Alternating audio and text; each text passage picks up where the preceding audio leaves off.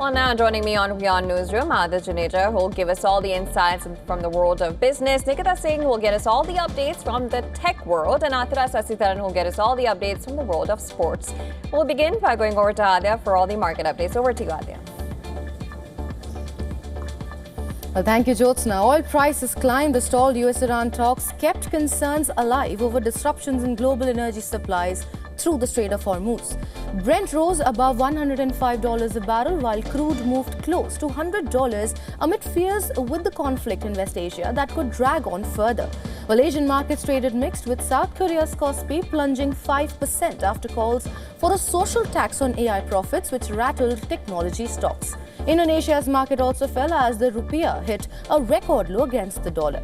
Meanwhile, investors remain cautious ahead of US President Donald Trump's visit to China, where Iran trade and tariffs are expected to dominate the talks with Chinese President Xi Jinping.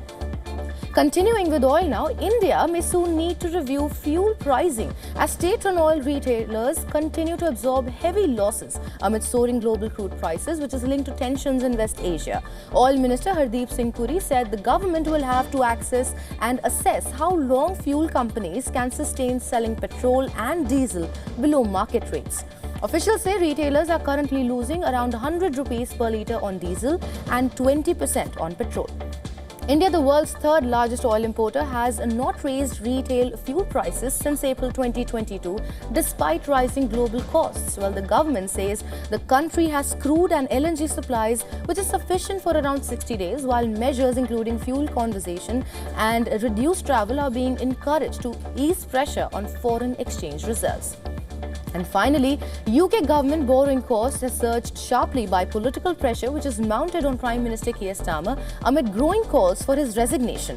Yields on Britain's benchmark 10-year government bond climbed above 5%, the highest level since the 2008 global financial crisis. Longer-term borrowing costs also jumped, with 20-year and 30-year gilt yields hitting their highest levels in decades. Now, rising bond yields signal growing investor concerns over political uncertainty and the country's fiscal outlook, while increasing the cost of government borrowing across the British economy.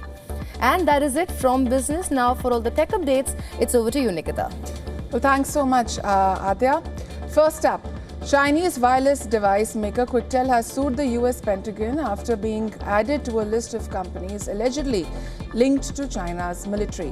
Now, the company denied the allegations, saying its products are used only for civilian purposes, including smart devices and connected vehicle systems. QUECTEL has said that the Pentagon designation has caused serious economic damage, including the loss of a key US-based supplier. The lawsuit also warns that the business disruption could impact downstream manufacturers in the American automobile industry.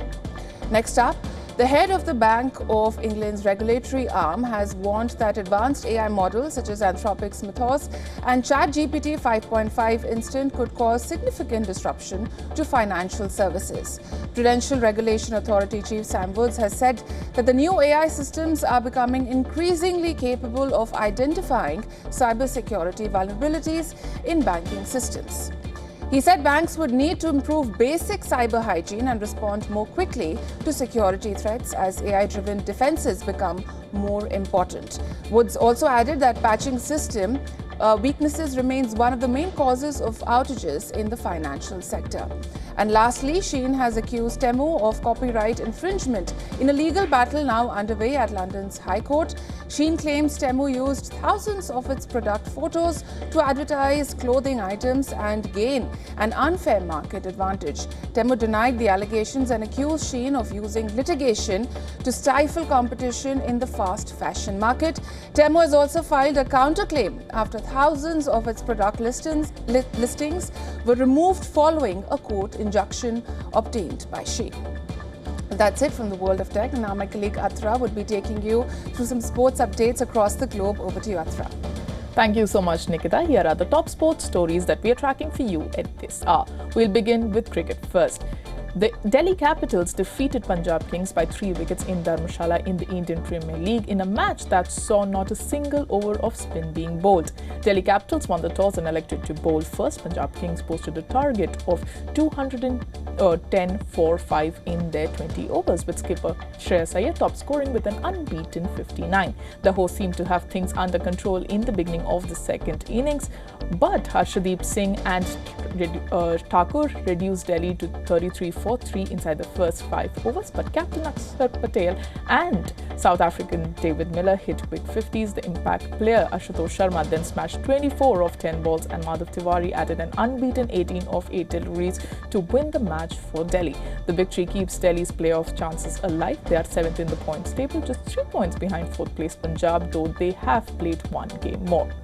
Over in tennis now, Yannick Sinner has booked his place in the last 16 of the Italian Masters after defeating Alex Popyrin, competing in his second match this fortnight in Rome. The 4-time Grand Slam champion comfortably won the match against Popyrin 6-2, 6-0 in 65 minutes. The world number 1 has now joined Novak Djokovic as the second man to win his first 25 ATP 1000 matches of the season. Sinner will continue to this winning streak at the ATP 1000 tournaments when he takes on world number 155 Andrea Pellegrino. Remember, earlier this month, the Italian became the first player to win 5 consecutive ATP Masters title in Madrid. It's back to you, Jyotsna. Oh, thank you so much, Atara, for all the sports updates, and Ada for all the business, and of course, Nikita for all the tech updates. Appreciate it.